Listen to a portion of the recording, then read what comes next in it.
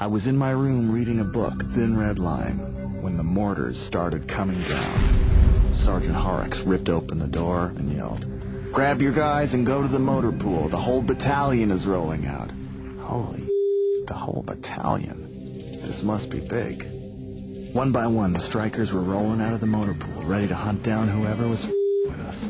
Soldiers in the hatches of the vehicles were hooting and hollering, yelling their war cries, doing the Indian yell thing as they locked and loaded their weapons.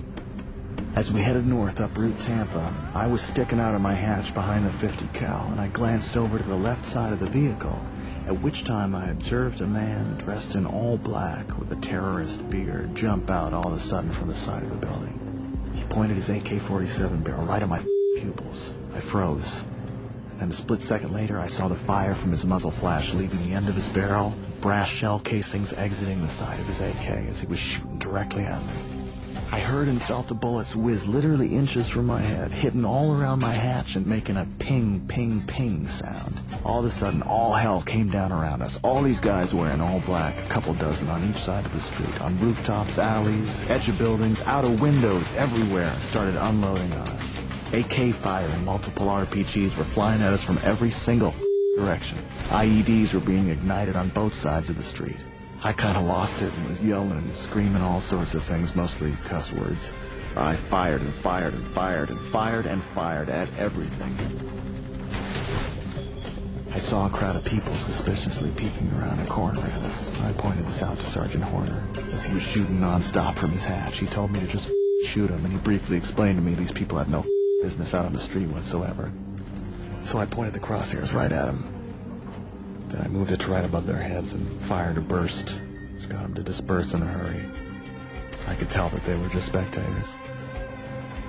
I was frantically scanning my sector when suddenly, about 300 meters away from us, I saw two guys with those red and white jihad towels wrapped around their heads, creeping around a corner.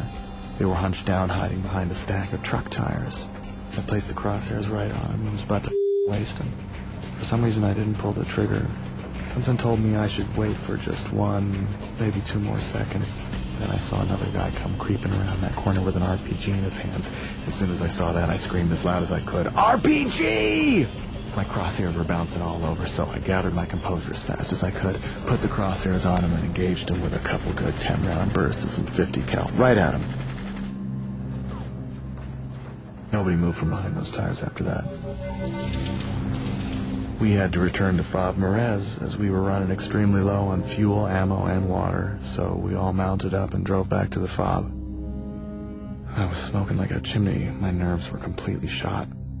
I was emotionally drained, and I noticed that my hands were still kind of shaking. The stars were now out over Mosul, and I decided to go sit by myself and stare at them for a while. I was thinking how I was lucky to be alive.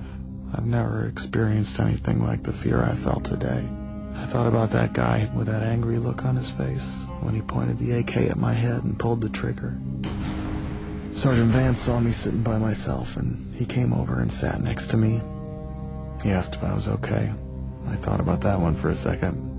I told him, I don't know. I told him how I wasn't really in the mood to roll back out for another inning with these guys, and I also told him that I was kind of tripping out about how not everybody that I engaged today had a weapon in their hands, and that I wasn't really too sure about what happened to some of those people.